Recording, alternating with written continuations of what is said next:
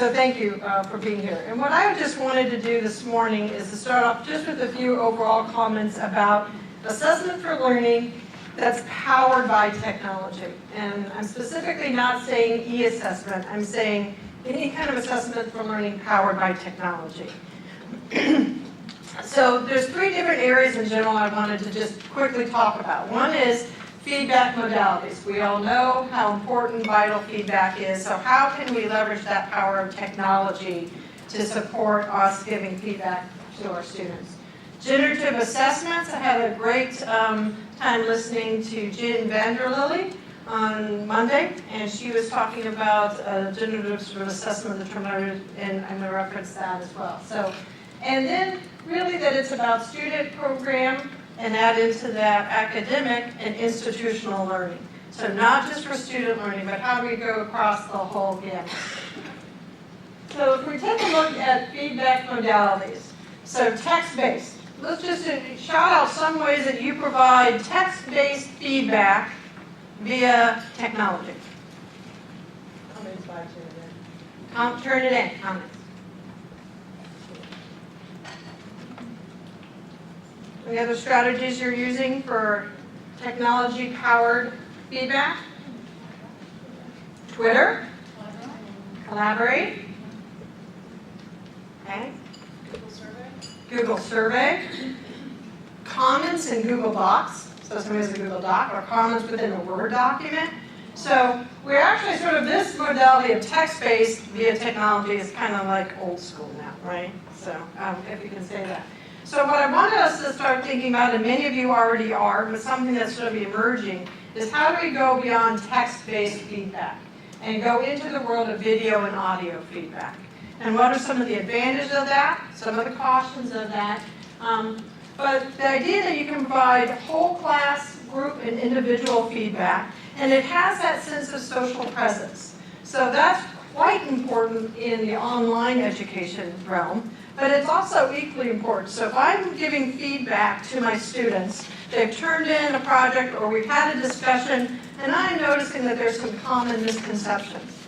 So I can, rather than writing out an email and sending it to them or posting a notification, I can, with that social presence, get in front of my camera, very easy. I can use my camera or I can use it on the computer, and just sort of talk to them about what that misconception is. They can see my face. They can see, really see what, and I can do more of that affect side of things. So this idea of venturing out of text-based and going into video, it could be audio. People take presentations and do an audio recording over that. Again, it's part of the social presence. Even if you're in a blended situation, when they're watching that feedback over and over, you're still sort of sitting right there beside them, sitting there in front of them, rather than simply just reading. That same strategies can be used for instructor, peer, and actual external.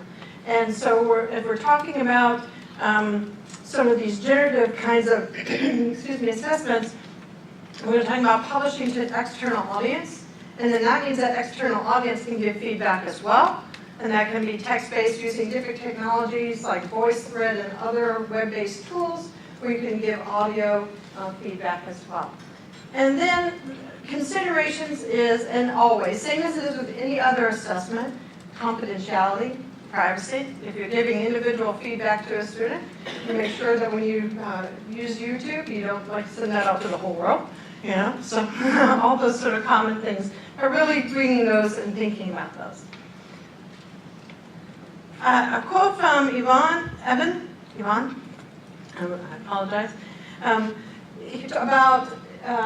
about feedback. And I think this is key too. This is just on Monday, and I asked his permission if I could just share this. One of the points that he brought across was that having fewer assessments so that you can provide really informative feedback, and you give them a chance, your students a chance to digest that feedback prior to the next assessment coming out. So that same idea plays here. Doesn't matter if it's a text-based powered by technology, if it's video, audio powered by technology, that idea that you're giving detailed, informative feedback in that it can be leveraged then by the student when they're going for the next assessment. So this idea of generative assessments, where the learners are designing, developing, creating, constructing, they're producing some kind of product.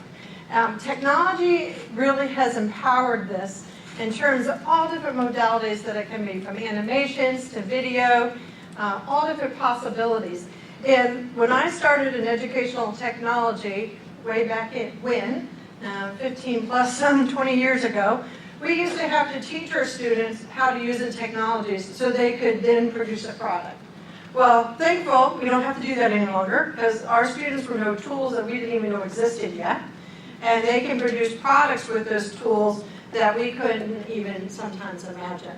So this idea that we have to be open, or can be open to students generating these products and publishing them to both internal and external audiences. And part of that is then that evaluation, where they can do self-evaluation, get evaluation, of course, from the academics, peers, and external sources. So that whole part of publishing to a website, Jess Vanderlille's students created videos, published them to YouTube, and I'm not sure what limitations they put on those, but you would think if they were public, they are then not only getting feedback from the instructor with that content, but they're also getting feedback from the world on that content and how they produce that. And that really has our students then contributing out to the greater wealth of information that's out there. So some of the songs, they were doing songs, and she can't be here today, but I did ask her if I could just share some information about it. Doing songs about the biological systems. She has a young child who is sitting beside her listening to them, and now when the pop songs come on, he's saying, oh no, those are the wrong words, you need to sing these words.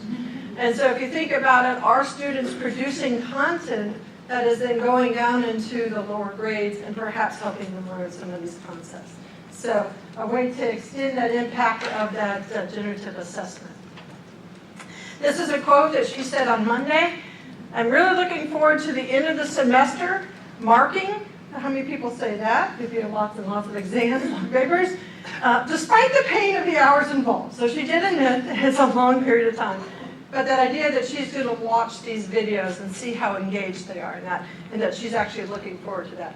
So along with that assessment is what's the health of the academic, how are we handling all of that, and this is a way to sort of mitigate and change some of that. The other idea I've been thinking about is how we have assessment for learning, but not learning just of the students, learning of us as academics, learning of the program, and of the institution. So with the power of technology, we have the ability to take resources that our students have generated. So they can, if they put them in ePortfolio, we have folks talking about ePortfolios today. Their assessments, they can recognize and look over time on what their growth is by maybe publishing these assessments to the ePortfolio. They republish back out into public repositories. Talk about that briefly just with the videos. And we can encourage them to engage in meaningful reflection. So reflection over time, not just a set amount of time, but over time, and see how their growth is, both in the reflection and in the process and the content. And it gives them a chance to collaborate with peers near and far. Near could be in the classroom next door, it could be down at the Gold campus, or it could be in a foreign land. So the other part is these same assessments that we're generating with the power of technology, we can get analytics, we can get all those kinds of things, but we also, through ePortfolios and different structures, we can have new pathways for monitoring course and program fidelity. You've done a lot of work in looking at your programs. Starting with the Griffith Model Group, we're going to take another look at those. And so how do you inform that fidelity to what the purpose of the program and your course was? And this is one way you can. Through the power of technology, we can leverage those resources, harvest them, and inform our decisions. There's constant from that, data streams for continuous improvement. We can collaborate with industry partners and community organizations in terms of those products that are being created and getting their feedback and helping us to learn as a program. So our students are generating these kinds of products. You take a look at them. Are we where we need to be? Are our students where we need to be? And outreach to future students. So I think of those videos. You have excuse me, students in biology right now. You know, they're watching Griffith students, you know, their products that they created, they're learning from them, and that's just another outreach into the future students. Institutional-wise, it provides us with some evidence that we are really creating these graduates of influence for the strategic plan, that through their enhanced capabilities and experiences, and we can show evidence of this, not just scores, but we can show evidence by some of these generative types of assessments. So that is just a really quick sort of overview of some ideas. It's very general in nature about what technology can do and how it can empower assessments. We're going to hear some examples of how it's actually in practice, what your colleagues are doing. But first, Heather, Lou, okay, we're going to talk about some principles. If anybody is interested in discussing any of those topics, I'd love to have further discussions and learn from you what's going on, and I look forward to learning from everybody for the rest of the day. Thank you.